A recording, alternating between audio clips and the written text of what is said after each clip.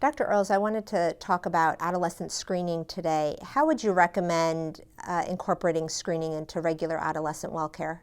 Pediatricians and family docs struggle with the fact that sometimes they only get to see adolescents once a year if they're lucky, getting them in for their well visits.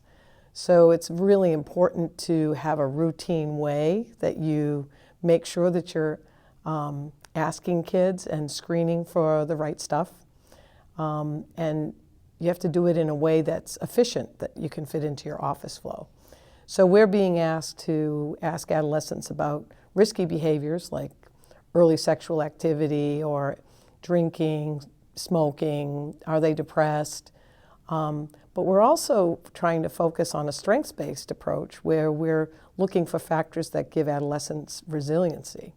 So it's important then to have something that fits all of those things.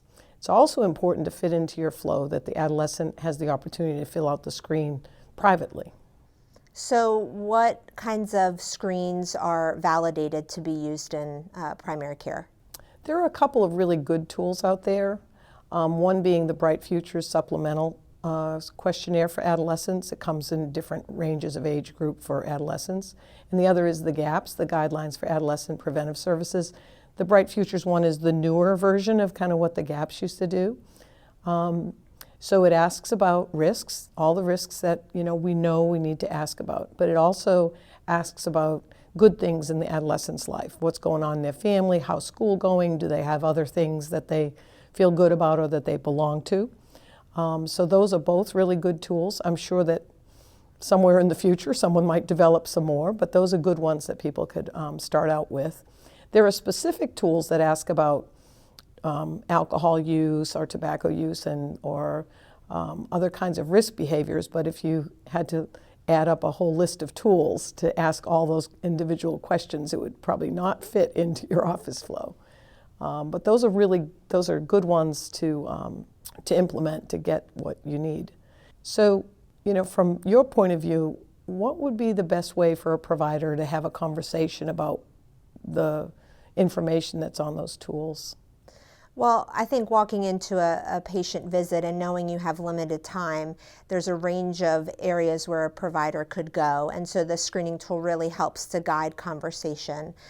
When the provider sees what the adolescent has filled out, they can really look at potential areas of risk and then areas of strength that they want to highlight.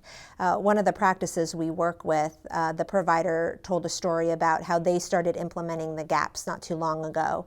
And she saw an adolescent that she's seen since she was born, and so knew the family pretty well.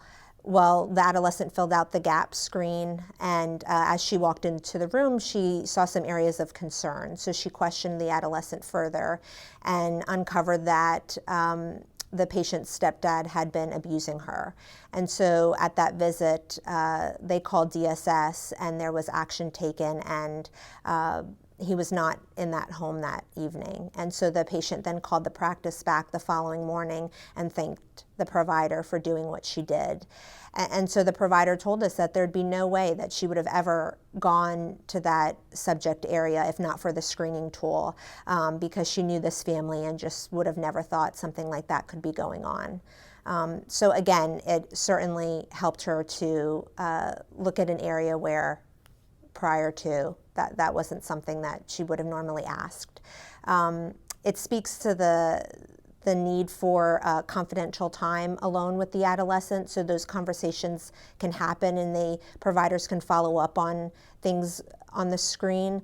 Another important aspect is that the adolescent fills this out themselves, and so the provider is directly responding to the concerns of the adolescent. It's not the parent saying, I wish they would do better in school. It's the adolescent telling the provider, this is what's going on in my life. And then it gives the provider an opportunity to focus on what they're doing very well in. And this may be something that they haven't heard very often before from other people in their life. And so it again strengthens the relationship between provider and patient, but also focuses on the adolescent strengths, which is important.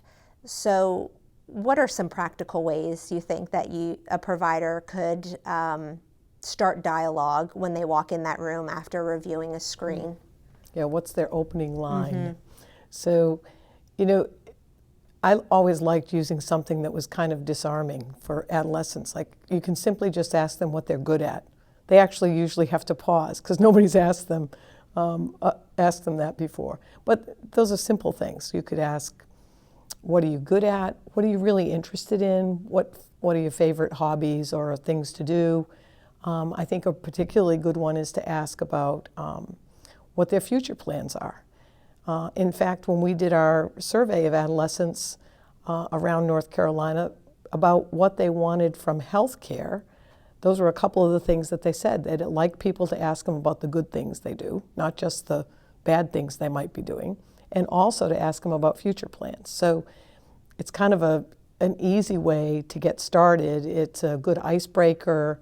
And then if you have concerning things to talk about, you've talked about the positives first. And I think most adolescents are very responsive to that, and that isn't going to necessarily make the visit too long. It may indeed make the visit a lot more fruitful in terms of building the relationship and getting them back in another year.